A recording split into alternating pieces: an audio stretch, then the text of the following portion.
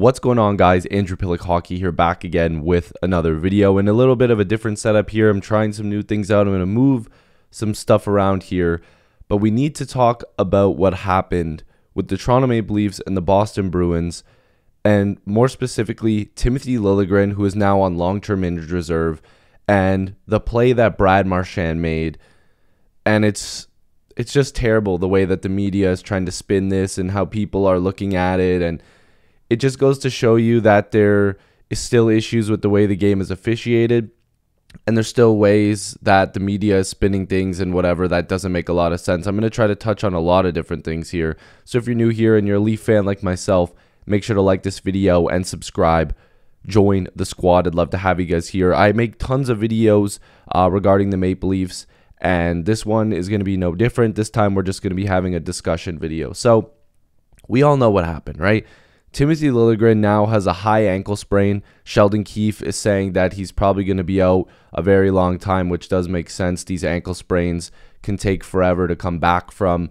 It's more than likely going to be a couple months, and that's bad news for the Maple Leafs. And Liljegren has been, scratching and clawing and fighting to stay into a spot in the lineup because, this Leafs blue line is kind of all over the place. And for the last couple of years, he's tried to cement himself into this team, and I actually do believe that he was taking positive steps so far at the beginning of this year, and now he won't get the chance to play in front of his home in Sweden when the Leafs go to Sweden to play games. There's a lot of different things here that's pissing me off, but he's not going to get a chance to play meaningful minutes for the Toronto Maple Leafs going forward. Now, I want to bring up a couple things.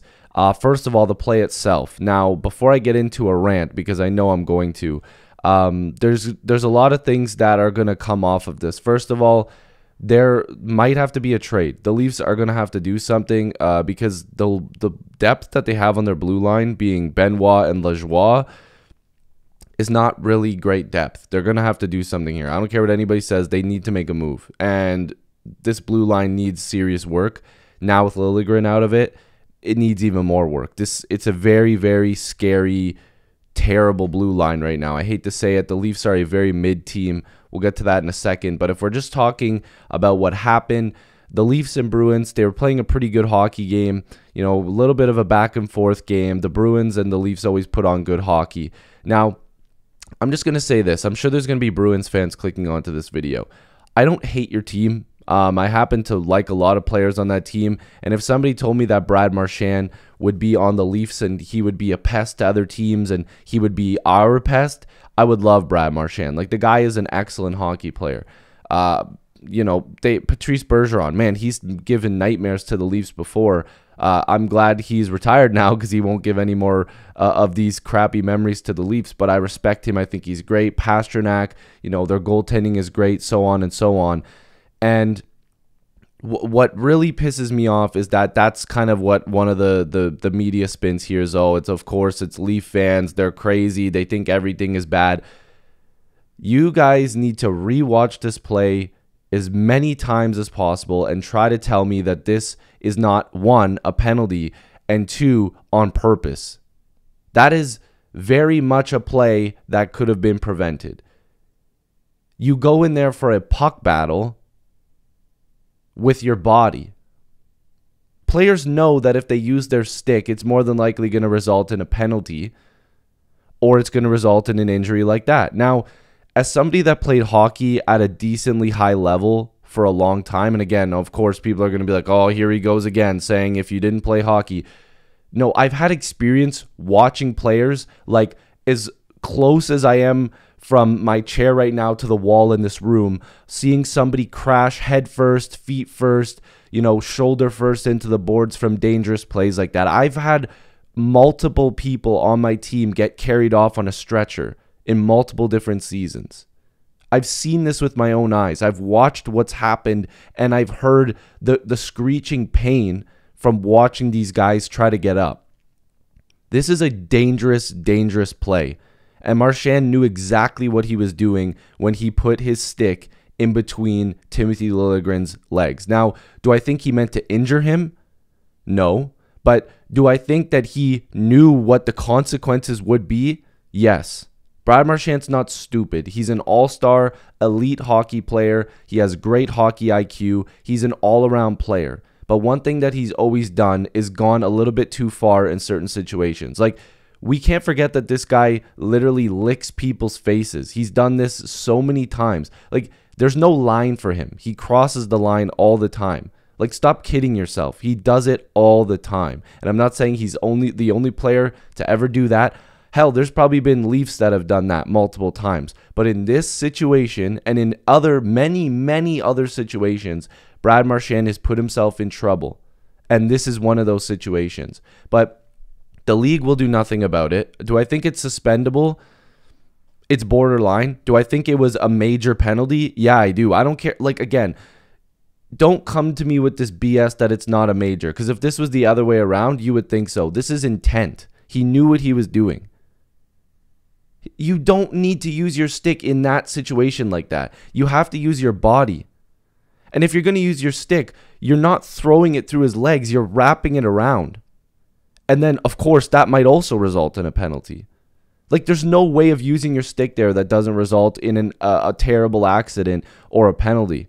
But the Leafs got the accident and the hurt, and the Bruins got nothing. And I'll be getting to the Leafs side of things soon, because softer than two-ply team, they don't do anything.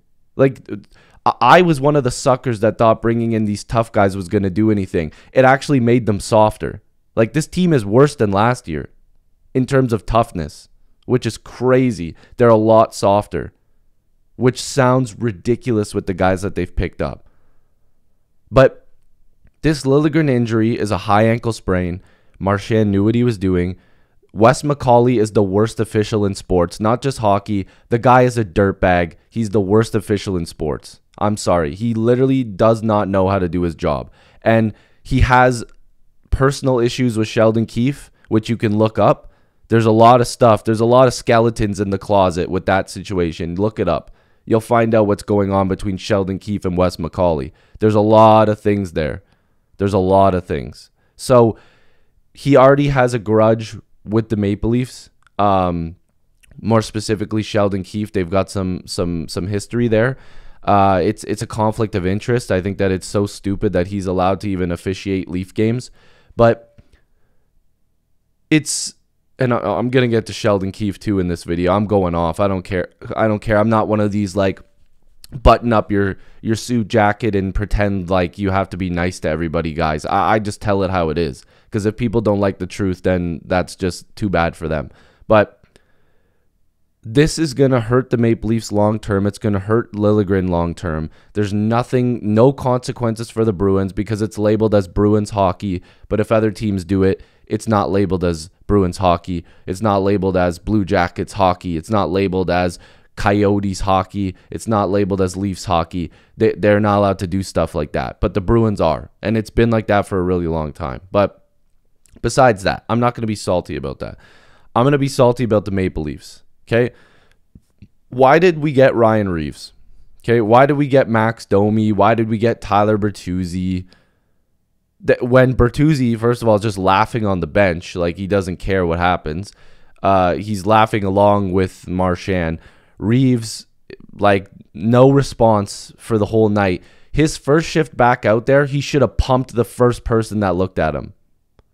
You have to respond. Max Domi, man, he's been invisible for pretty much every game this season. And I love him. This is the worst part. Like, I like these guys. But they haven't done anything.